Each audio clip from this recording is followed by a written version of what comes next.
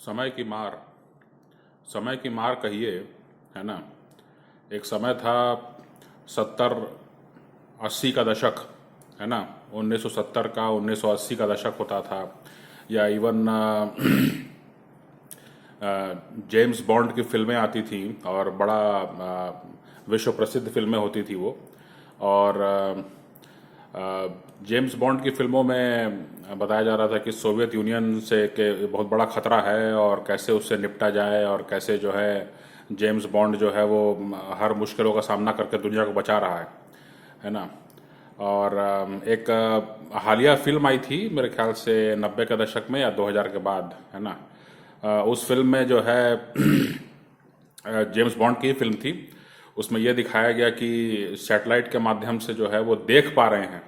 Satellite के माध्यम से वो लाइव देख पा रहे हैं कि कहीं पर कोई धमाका हुआ है और उसमें से कौन बच के निकला है ना। मतलब वो देख पा रहे हैं कि एक बड़ा धमाका हुआ और उस धमाके के बाद जो है जब आग शांत हुई तो वहाँ से दो लोग जो हैं वो पैदल वहाँ से निकल रहे हैं। तो उनको मालूम है कि इस बड़ी दुर्घटना में जो है दो लोग कम से कम जिंदा बचे हैं, और उनको अगर हम उन तक अगर हम पहुँच पाएँ तो हमको ज़्यादा बेहतर मालूम पड़ पाएगा कि कैसे ये धमाका हुआ, है ना। तो इस तरह के टेक्नोलॉजी पर जो है कभी गर्व किया करता था पूरा पश्चिमी जगत, और दुनिया भर में मालूम है। और 90 का दशक में बड़ा एक और बाद में भी जब वाजपेयी साहब ने जब न्यूक्लियर टेस्ट कराया यहाँ पे अपना भारत में 11 और 13 मई को, तो उसके उसके बारे में भी फिर कहानियां निकलने लगी कि नरसिम्हा राव सरकार में भी कोशिश हुई थी, उसके बाद भी जो है मेरे ख्याल से गुजराल सरकार में कोशिश हुई थी। लेकिन दोनों बार जो है वो CIA के सैटेलाइट्स जो हैं उन्होंने गतिविधि को पकड़ लिया, और कि पोखरण में जो है कुछ मतलब कुछ ऐसी गतिविधि चल रही है जो जो कि इशारा कर रही है कि कुछ बड़ा आप करने वाले हैं, और इससे जो है आपकी सैन्य क्षमता बढ़ जाएगी, और इसलिए हमको पसंद नहीं है और इसलिए आप इसको रोक लगाइए, नहीं तो हम पाबंदी लगा देंगे आप पर। तो ये जो है इस तरह के क्षमताओं की बात होती थी, इस तरह के क्षमताओं की जो है वो हमेशा बात किया करते थे। आप ये देखिए कि जो है आज क्या स्थिति है। आज की स्थिति ये है, अभी कल मैं एक खबर देख रहा था कि स्कूलों में और क्लब और पार्टियों में जो है अक्सर कोई ना कोई बंदूक लेके घुस जाता है और उसके बाद में दंदना के गोली चला देता है। कई लोग मारे जाते हैं, कई लोग घायल हो जाते हैं, और गन वायलेंस जो है एक बहुत बड़ा मुद्दा बन के उभरा है वहाँ पे अमेरिका में। और अब वो कायदे से होना तो ये चाहिए कि आप बंदूकों पर पाबंदी लगा दें, कि आम आदमी जो है बंदूक पर पाबंदी लगी रहे, और कुछ विशेष परिस्थितियों में ही जो है लाइसेंस दिया जाए बंदूक का जो लोग हैं। लेकिन वहाँ का जो बंदूक लॉबी है, जो बंदूक बनाने वाली जो कंपनियां हैं, उनका दबाव इतना ज़्यादा रहता है कि उनका जो है उसके कारण जो है वो जो है इस तरह के कानून नहीं बन पा रहे हैं, और इसलिए जो है बंदूक जो है वो उपलब्ध है लोगों को। तो जो है अपने घर में ही जो है कोई पार्टी मना रहा है, कोई बर्थडे का केक काट रहा है, कोई कोई जो है वो स्कूल की पार्टी में गया हुआ है, कोई जो है अच्छे कपड़े नए कपड़े पहन के ब्रांडेड कपड़े पहन के कहीं गया है, और वहीं पर जो है दाएं दाएं गोली चली और काम तमाम हो गया। तो आज के दिन में ये स्थिति है, आज के दिन में ये स्थिति है कि जो है ब्लैक लाइव्स मैटर जैसे जो है आंदोलन हो रहे हैं, और जो काले लोग हैं, जो जो अश्वेत लोग हैं, वो जो है खुल करके बात कह रहे हैं कि हमारे साथ बहुत अन्याय अभी भी हो रहा है। पहले तो हुआ ही है, पहले तो हमको बंधुआ बना के लाए और उस पर जो है कई प्रकार के जो है आपने जुल्म किए, वो तो बात हो गई। लेकिन इसके बाद अभी भी जो है वो कई तरह के भेदभाव चल रहे हैं, और 40 से ज़्यादा शहरों में जो है वो बहुत बड़े पैमाने पर प्रोटेस्ट हो रहे थे, और तकरीबन तकरीबन जो है दुनिया के लिए तमाशा बन गया था। और तीसरा बात जो है वो ये है कि आज के दिन जो है वो जेंडर क्राइसिस है ना। मैंने कौन लड़का है कौन लड़की है, लड़का है तो लड़की जैसा महसूस कर रहा है, लड़की है तो लड़का जैसा महसूस कर रही है, लड़की और लड़का है कि लड़का है कि लड़की है, इसके बारे में जो है अब चर्चा, इसके बारे में डिबेट हो रही है ना। एक हियरिंग हो रही थी, एक हियरिंग हो रही थी, बड़ा मतलब इसके बारे में ज़्यादा यहाँ के मीडिया में ज़्यादा चर्चा नहीं हुई, या एक हियरिंग हो रही थी वहाँ की संसद में, और उस पर जो है जो जो जो जो LGBT समुदाय का कोई व्यक्ति वहाँ पर बैठ करके जो है जवाब दे रहा था, जो सांसदों के जवाब हैं, तो उसमें जो है एक सांसद ने ये पूछ लिया कि आपका जो जननांग है वो महिला का है कि पुरुष का है ना। और एकदम जैसे ही उन्होंने सवाल पूछा तो बस वो पूरा पब्लिक वहाँ पर और भी लोग बैठे थे, मैंने पूरा तो सार्वजनिक रूप से हियरिंग हो रही थी और सबने जो है इसको बड़ा आपत्ति जताया कि भाई इस तरह के सवाल आप क्यों पूछ रहे हैं निजी तौर पे कि उनका जननांग जो है वो पुरुष का है कि महिला का, है ना। तो आज ये मतलब नौबत आ गई है अमेरिका की। और जो है वो आप समझिए कि एक समय जो है दुनिया भर पे नज़र रखने वाला और दुनिया भर में जो है दुनिया भर का कप्तान और अमेरिकी राष्ट्रपति को जो है, इवन आप देखेंगे जो एयरफोर्स वन एक फिल्म है हैरिसन फोर्ड की, उसमें आप देखेंगे तो जैसे अगर भारत का राष्ट्रपति होगा तो उसको कहेंगे कि प्रेसिडेंट ऑफ इंडिया, अगर फ्रांस का राष्ट्रपति होगा तो फ्रेंच प्रेसिडेंट, लेकिन अगर अमेरिका का राष्ट्रपति होगा तो मिस्टर प्रेसिडेंट। मैंने मिस्टर प्रेसिडेंट बोल रहे हैं मतलब वो अमेरिका का ही राष्ट्रपति होगा, है ना। वहां पर प्रेसिडेंट जो है एक संज्ञा के रूप में है कि प्रेसिडेंट आपने बोल दिया मतलब वो मान के चलना है। अगर वो कोई और है तो आपको बताना पड़ेगा कि वो किस देश का और राष्ट्रपति जिसकी आप चर्चा कर रहे हैं, है ना। और उसके बाद में वो इस तरह का तमगा दिया करते थे। 90 के दशक में बहुत सारी फिल्में बनी हैं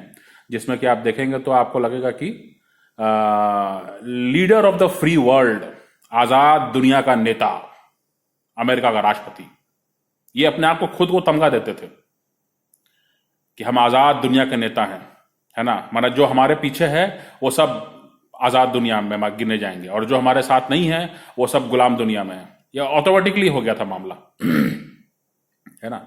तो एक समय जो है इतना इतना जो है शिखर देखने वाला देश और सभ्यता और समाज, आज के दिन में जेंडर क्राइसिस और गन वायलेंस और ब्लैक लाइव्स मैटर और एथनिसिटी और यहूदी लोगों का भी वहाँ पर एक वो है। वैसे तो कहा जाता है कि अमेरिका हमेशा इसराइल के पीछे रहा है, इसराइल का साथ देता रहा है, लेकिन यहूदी लोगों की जो, इसराइल तो यहूदियों का देश है,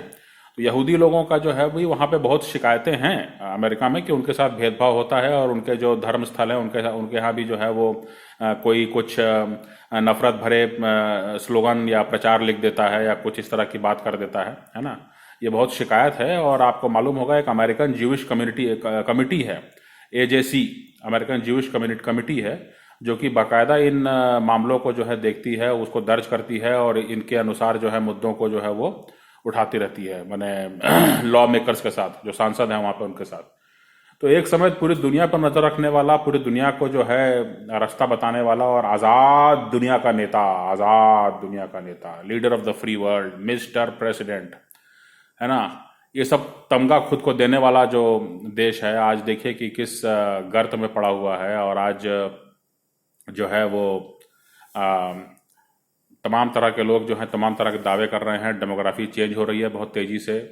है ना। तो इस तरह की बातें हैं। आप देखिए कि जो समाज है वो जब लूट खसोट के बनता है